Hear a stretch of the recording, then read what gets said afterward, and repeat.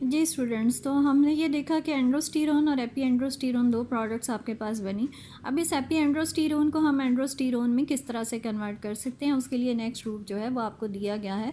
ये देखिए आपके पास एपी एंड्रोस्टीरोन का स्ट्रक्चर है, सिर्फ यहाँ पे OH की बजाय OTS, इसका मतलब उसका टोजाइल एस्टर जो है वो बना दिया गया। इसके बाद इसका रिएक्शन करवाया गया है सोडियम एसीटेट के साथ, एस्टिक एसिड और एस्टिक एनहाइड्राइड के साथ। अब ये बेसिकली क्या फंक्शन करेंगे, एक तो देखिए ये जो सोडियम एसीटेट है इसमें आपको पता है सोडियम पॉजिटिव आइन और एसीटेट आइन नेगेटिव आइन है। ये जो नेगेटिव आइन है ये न्यूक्लियोफिलिक सब्स्टिट्यूशन करेगा, कार्बन के ऊपर अटैक करेगा और इसका टोजाइल एस्टर रिप्लेस हो जाएगा बाय द एसिटाइल एस्टर। तो OTS की बजाय OAC जो है वो इसमें आ जाएगा। तो एक तो ये प्रोडक्ट बन जाएगी, ये आप देख रहे हैं कि सेकेंड प्रोडक्ट इसमें बनाई गई है जिसमें OAC आपके पास जो है वो इसमें अटैच हुआ है और ये आपके पास प्रोडक्ट बन गई। इसमें चूँकि न्यूक्लियोफिलिक सब्स्टिट्यूशन हुई है तो आप देखें ये सॉलिड बॉन्ड था, अबव द प्लेन शो किया गया है OTS, तो डेफिनेटली जब OAC है वो अटैक करेगा तो बिलो द प्लेन अटैक करेगा। यही वजह है कि आप इसमें देख रहे हैं कि बॉन्ड जो है वो बिलो डायरेक्शन में बिलो द प्लेन जो है वो शो किया गया है। सो सिंपल आपके पास OAC आ गया। जो दूसरी प्रोडक्ट इसमें इसके साथ बनी है वो किस तरह से बनी है, एस्टिक एसिड और एस्टिक एनहाइड्राइड है।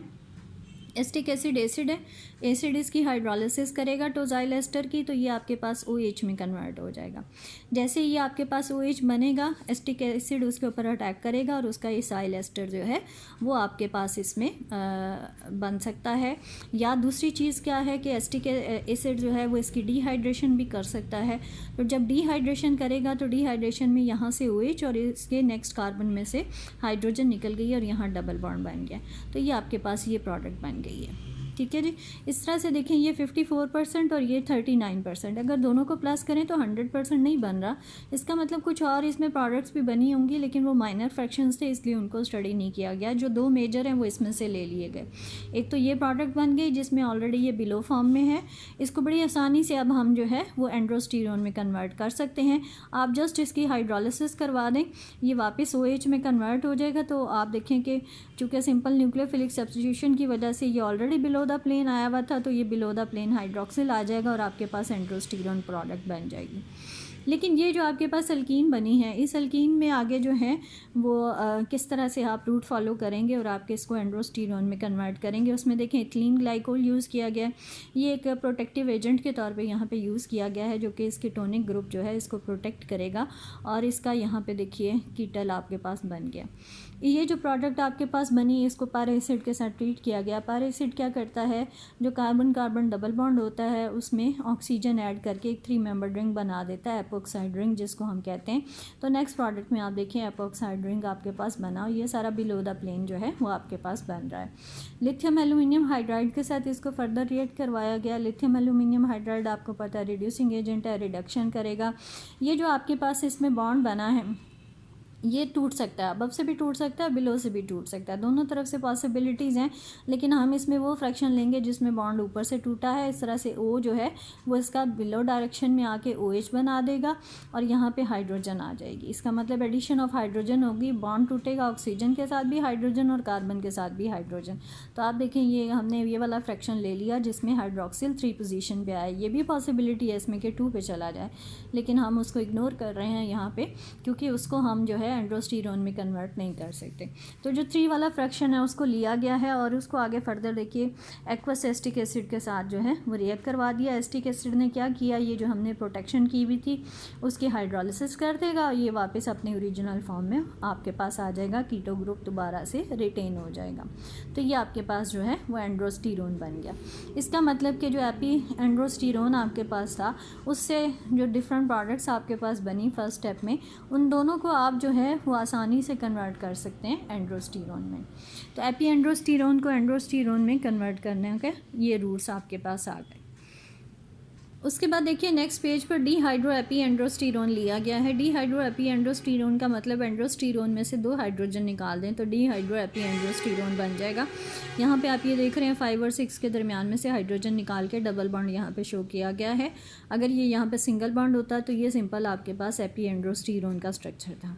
हम इस डिहाइड्रो एपी एंड्रोस्टीरोन को भी एंड्रोस्टीरोन में कन्वर्ट कर सकते हैं। उसके लिए भी देखें पहले हमें प्रोटेक्शन करवानी पड़ी, इथिलीन ग्लाइकोल, ये इसके सपोर्टिंग सॉल्वेंट्स है नीचे आपके पास इथिलीन ग्लाइकोल एक ही फंक्शन कर रहा है कि वो इसका कीटो ग्रुप जो है उसको प्रोटेक्ट कर रहा है और ये आपके पास एक कीटल जो है वो यहाँ पे बन जाता है। नेक्स्ट रिएक्शन में देखें ओपन एयर ऑक्सीडेशन है। Open air oxidation alpha beta unsaturated ketone बनाती है। ये बॉन्ड आगे शिफ्ट हो जाएगा और ये डबल बॉन्ड वो बन जाएगा, तो आपके पास ये अल्फा बीटा अनसैचुरेटेड कीटोन बन गई। अल्फा बीटा अनसैचुरेटेड कीटोन जो बनी है इसको आगे देखिए B2H6 डाइबोरेन के साथ रिएक्ट करवाया गया। ये यहाँ पे रिडक्शन करेगा और रिडक्शन किसकी करेगा, कार्बन कार्बन डबल बॉन्ड की भी और C डबल बॉन्ड O की भी। ये सैचुरेट हो जाएगा और यहाँ पे CH के साथ OH आ जाएगा। उसके बाद आप इसको एसिटिक एनहाइड्राइड के साथ रिएक्ट करवा देंगे। एसिटिक एनहाइड्राइड क्या करता है, डिहाइड्रेटिंग एजेंट के तौर पे यहाँ पे यूज़ होता है। जैसे ही यहाँ पे CH के साथ OH आएगा, इसके नेक्स्ट कार्बन में से हाइड्रोजन निकल जाएगी और आपके पास ये प्रोडक्ट बन जाएगी। अगेन यहाँ पर भी देखिए दो पॉसिबिलिटीज़ हो सकती हैं कि हाइड्रोजन यहाँ से भी निकल सकती है और यहाँ से भी निकल सकती है, लेकिन जहाँ पर 3 और 4 के दरमियान में से निकली है तो ये प्रोडक्ट आपके पास आ गई। इसी को लेकर आगे जो है वो चला गया। दूसरा फ्रैक्शन भी इसमें जनरेट होगा लेकिन वो माइनर फ्रैक्शन होगा। तो आपने इसको फिर से अच्छा, दूसरी चीज़ जो यहाँ पर हुई है आपके पास, एक तो ये रिएक्शन हो गया और एसिटिक एनहाइड्राइड जो है उसका फंक्शन आ गया, उसने डिहाइड्रेशन कर दी और डबल बॉन्ड जनरेट हो गया। क्योंकि एसिटिक एनहाइड्राइड जब डिहाइड्रेशन करता है तो इससे बाई प्रोडक्ट एसिटिक एसिड बनती है। एसिड जैसे ही प्रोड्यूस होगा वो इस कीटल की हाइड्रोलिसिस कर देगा, वापस ही अपनी ओरिजिनल फॉर्म में आ जाएगा। अब चूँकि अभी हम एंड प्रोडक्ट तक नहीं पहुँचे, हमें इस ग्रुप को प्रोटेक्ट करना है ताकि इस पर कोई रिएक्शन ना हो सके। इसको फिर से वही इथिलीन ग्लाइकोल के साथ रिएक्ट करें, इसको प्रोटेक्ट कर लें उसी तरह से, एंड देन आप इसके ऊपर जो है नेक्स्ट रिएक्शन करवा रहे हैं। अब फिर से B2H6 डाइबोरेन यूज़ किया गया है, लेकिन अब यहाँ पर डाइबोरेन किसी alpha beta unsaturated carbonyl carbon पे अटैक नहीं कर रहा, बल्कि ये अटैक कर रहा है सिंपल एक कार्बन कार्बन डबल बॉन्ड पे। यहाँ पे ये जो है एज अ हाइड्रोबोरेशन रिएक्शन जो है उसको सपोर्ट कर रहा है। तो हाइड्रोबोरेशन होगी in the presence of B2H6। इनके जो स्टेप्स हैं उसको मैं ओपन करके आपके साथ शेयर कर दूंगी ताकि आपको वो क्लियर हो जाए कि किस तरह से कोई भी अल्कीन जो है वो हाइड्रोबोरेन के साथ जो है वो रिएक्ट करती है या बोरॉन हाइड्राइड के साथ जो है वो रिएक्ट करती है। उसके साथ इसमें आगे देखिए नेक्स्ट कंडीशन आपको दी गई है हाइड्रोजन पेरोक्साइड एंड OH और बाद में इसकी एसिडिफिकेशन की गई है। ये तीनों स्टेप्स को सेपरेट करके एक्सप्लेन करके मैं आपको बता दूंगी। ओवरऑल आप अगर यूनस की बुक में देखें तो उसमें भी आपको मैकेनिज्म मिल जाएगा और इब्न रासा की बुक में भी अल्कीन्स के रिएक्शंस में ये हाइड्रोबोरेशन रिएक्शन आपको जो है वो दिया गया है। बेसिकली इसमें होता क्या है कि जो अल्कीन्स होती हैं वो इस रिएजेंट के साथ रिएक्ट करती हैं, बाद में उनको जब हाइड्रोजन पेरोक्साइड के साथ ट्रीट किया जाता है तो वो अल्कोहल्स में कन्वर्ट हो जाती हैं। तो यहाँ पर भी आप देखें कि अल्कोहल आ जाएगी और इसमें भी पॉसिबिलिटी 3 और 4 दोनों के साथ आने की है, तो हम सिर्फ 3 वाला जो है वो इसमें ले रहे हैं। जो यहाँ पर बिलो द प्लेन जो है हाइड्रोक्सिल आपके पास अटैच हुआ है और इसको हम कहेंगे दिस इज़ एंड्रोस्टीरोन आपके पास जो है वो बन गया।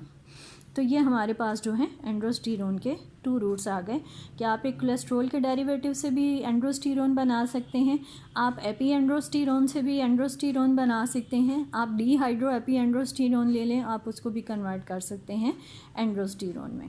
तो ये आपके पास समझिए 3 रूट्स जो हैं वो आपके पास आ गए for the synthesis of androsterone. Thank you.